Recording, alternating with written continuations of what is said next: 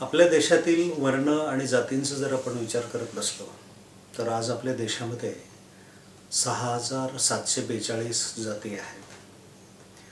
ह्या जातींचा उगम कसा झाला, विकास कसा झाला किंवा त्याची वाढ कशी झाली, वेदकाळातल्या वाङ्मयाचा वेदांचा जर आपण अभ्यास केला तर त्याच्यामध्ये जातीपाती वर्ण वगैरे आपल्याला कुठंच दिसत नाहीत. कुठल्याही शब्दांची तिथं मांदियाळी दिसत नाही. परंतु डॉक्टर पंजाबराव देशमुखांनी 1933 साली ऑक्सफर्ड युनिव्हर्सिटीसाठी एक प्रबंध लिहिला होता, ज्याच्यावरून त्यांना डॉक्टरेट मिळाली. तर त्याच्यामध्ये त्यांनी असं पुराव्यासहित सांगितलं की वेदकाळामध्ये समानता स्त्री पुरुषांमध्ये होती, त्यावेळेला जातीपाती नव्हत्या. पण नंतर ज्यावेळेला गोपत ब्राह्मण, शतपथ ब्राह्मण किंवा अशा पद्धतीचे जे कर्मकांडाशी संबंधित असे ग्रंथ तयार व्हायला लागले आणि त्याच्यातून हळूहळू जाती निर्माण होत गेल्या आणि त्या जशा जन्माच्या आधाराने पुन्हा त्या ज्याला आपण म्हणतो की मान्य होत गेल्या, त्या पद्धतीनं मग त्याच्यामध्ये एक रिगिडिटी किंवा त्याच्यामध्ये एक अशी भिंती टाकल्या गेल्यासारखं वातावरण निर्माण व्हायला लागलं. तर आपण त्यावेळेला सुरुवातीला असं झालं की 4 वर्ण समजले गेले: ब्राह्मण, क्षत्रिय, वैश्य, शूद्र. मग ब्राह्मण आई आणि ब्राह्मण वडील असतील तर त्यांचा मुलगा ब्राह्मण होता. क्षत्रिय वडील आणि आई क्षत्रियच असेल तर मुलगा क्षत्रिय असेल. वैश्य आणि शूद्र यांचंही तशाच पद्धतीनं होतं.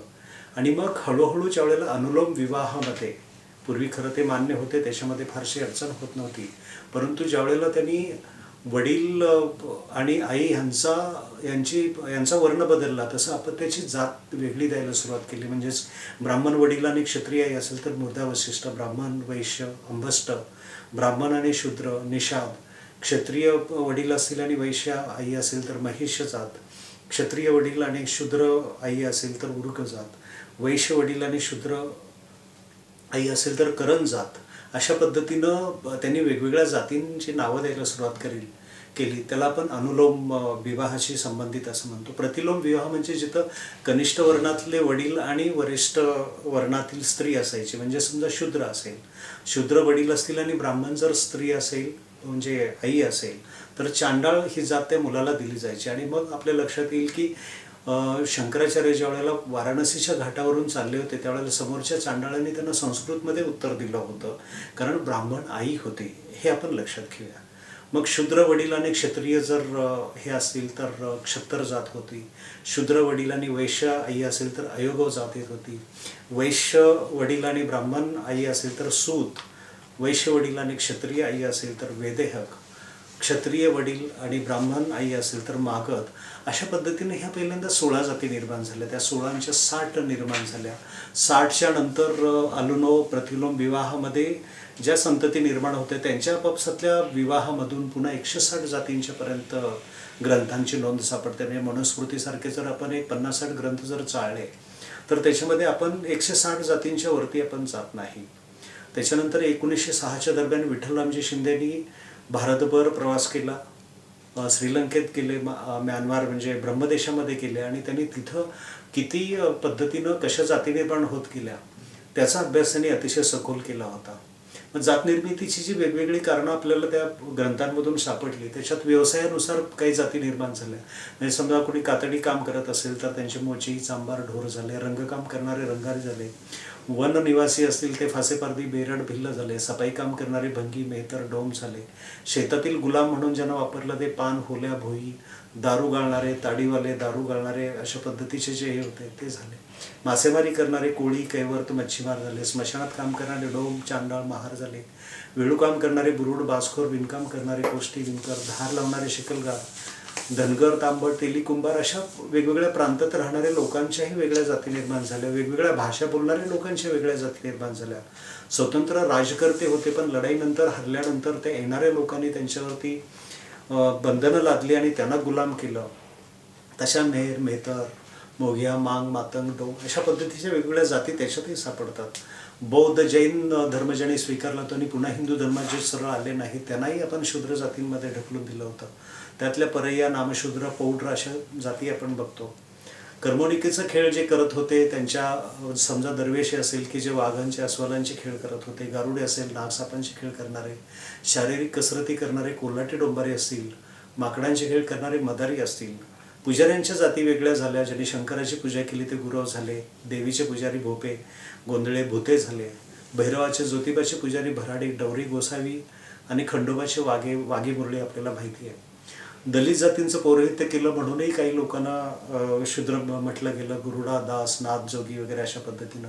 मग जंगल निवासी भिल्ल असतील, गोंड खोंड फासे परदी असेल, प्रतिलोम विवाहातून जे चांडाळ देवदासी देवळी वाघे अशा पद्धतीच्या मुरळी मातंगी अयगो सूत अशा ज्या वेगवेगळ्या जाती होत गेल्या.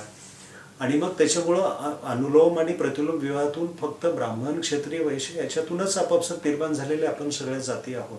काहींनी व्यभिचार केला म्हणून त्यांच्या वंशजांना आपण शूद्र म्हटलं, काही गुन्हेगार असतील त्यांना आपण हे केलं. आणि तशा पद्धतीने कोणी चित्र काढलं म्हणून तो चित्रकार जातीचं झालं, कोणी नृत्यामध्ये आवड निर्माण केली तो नर्तक झाला, नाटक ज्याला करायचं त्याला नट जात दिली गेली. अशा पद्धतीनं आपण जातींमध्ये एकमेकाला ढकलत गेलो. आज आपल्या देशामध्ये ब्राह्मण वर्गाच्या सुद्धा 365 जाती आहेत, म्हणजे जवळजवळ 300 ते 350 जाती आहेत. मृत्यूसंस्कार जे करतात त्यांना कमी लेखलं जातं, भूमिहार शेती करणाऱ्यांना, विश्वकर्मा सुतारी काम करणाऱ्यांना, म्हणजे अशा पद्धतीनं जातींचं जे आपण जंजाळ निर्माण करत गेलो. मग काहींनी गोमांस खाल्लं म्हणून प्राचीन काळी त्यांना वेगळी जात दिली गेली. म्हणून आपल्याला 4 वर्णामध्ये सुद्धा एकच गोत्र सापडतं. त्याचं कारण असं आहे की एकाच ब्राह्मण घरातल्या व्यक्तीला सुद्धा नंतर शूद्र बनवलं गेलेलं आहे, क्षत्रियांमधल्यांना शूद्र बनवलं गेलेलं आहे. प्राचीन ग्रंथाचा जर तुम्ही अभ्यास केला, महाभारतामध्ये कृष्णाची जी पत्नी आहे जांबुवंती ती आपल्याला चांडाळ कन्या दिसते. भीम जो आहे त्यांनी हिडिंबा ह्या राक्षसिणीशी लग्न केले, तिचा घटोत्कच मुलगा आहे. अर्जुनपुत्र बब्रुवाहन जो आहे तो शूद्र याच्यातला समजला जातो. अत्रि ऋषींच्या वंशामध्ये चंद्रवंशी राजे आहे, तर कश्यप ऋषींच्या वंशामध्ये सूर्यवंशी राजांची नोंद सापडते. रावण हा तर पौलस्य ऋषींचा पुत्र आहे, तो दशग्रंथी ब्राह्मण होता. तो उर्वशी पुत्र जो वशिष्ठ आहेत, त्या वशिष्ठांना ब्रह्मर्षी म्हटलं जात होतं, पण त्यांच्या 100 मुलांनी अज्ञानी राहिले, त्यांनी ज्ञान मिळवलं नाही, तर त्यांना चांडाळ ही पदवी दिली गेली होती. ऐतरेय ब्राह्मण या ग्रंथामध्ये विश्वामित्राची कथा सांगितली जाते की एका नरबळीला घेऊन चाललेल्या मुलाला ते सोडवतात आणि आपल्या 100 मुलांच्या पुढे येतात आणि त्यांना सांगतात की याच्याऐवजी तुमच्यातला कोणी बळी जाईल का. ज्या 100 मुलांनी नकार दिला त्यांना त्यांनी शूद्र बनवून टाकलं. भागवत ग्रंथामध्ये ऋषभ महामुनींच्या 100 पुत्रांना त्यांनी व्यवस्थित काम केले नाहीत म्हणून शूद्र गणलं गेलं. म्हणजे अशा पद्धतीनं आपण वेगवेगळ्या जाती निर्माण करताना हे सगळे विषय अशा पद्धतीनं मांडत गेलो की आपण ह्या जंजाळात अडकून गेलो. ज्याला आपण म्हणतो ना की एखादं जाळं आपण निर्माण करतो संरक्षणासाठी आणि त्या जाळ्यातच गुदमरून आपण मरतो. अशा पद्धतीची आपली संस्कृती आज दिसून येते. आज वेदकाळापासून आतापर्यंत जे काही संशोधन झालेलं आहे, जे काही लिखाण झालेलं आहे, ते सर्व जातींच्या व्यक्तींनी केलेलं आहे. म्हणजे महाभारत असेल तर व्यासांचं नाव येतं, रामायण असेल तर वाल्मिकींचं घेतो. पण ही परंपरा आपण विसरून चाललेलो आहोत. इराण जपान ह्या देशांमध्ये जशा जन्मावरून जाती ठरत होत्या, परंतु काही काळानंतर त्या पूर्णपणे नाहीशा झालेल्या आहेत. आज आपल्या देशामध्ये आत्ताच्या जनगणनेमध्ये सुद्धा आपल्याला हजारो जाती म्हणजे 6742 जातींची नोंद आपल्याला सापडते. मग गेल्या 100 वर्षापूर्वी म्हणजेच आपण विचार करूया की स्वातंत्र्यपूर्व काळामध्ये 60-70 वर्षापूर्वीच्या काळात सामाजिक आणि राजकीय सुधारणा याच्यावरती 2 तट आपल्या महाराष्ट्रात पडत होते.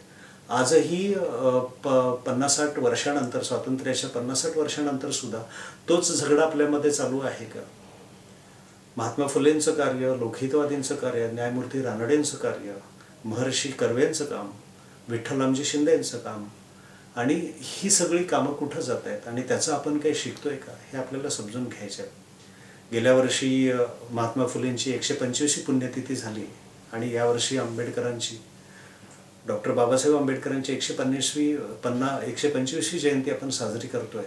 ह्या काळामध्येच वसुधैव कुटुंबकम आणि विश्वशांतीचा संदेश देणारा आपला देश ह्या सगळ्या जातीपाती नष्ट करण्यासाठी काय प्रयत्न करेल का आणि त्यासाठी आपण काय करू शकू. तर आपण एवढंच लक्षात ठेवूया की आपल्या देशामध्ये ह्या जातींची निर्मिती ही अतिशय तकलादू कारणांमधून निर्माण झालेली आहे. त्याचा कार्यकारणभाव संपलेला आहे. आपण सर्वजण एकाच रक्ताचे, एकाच वंशाचे आहोत. पुन्हा एकदा आपण सर्वांना एकमेकाला भाऊबंदकीच्या जवळीकीनं प्रेमाने एकमेकाला मिठी मारूया आणि हे सगळं विसरून पुन्हा जगाला आपला उच्च आणि चांगला संदेश द्यायला तयार राहूया.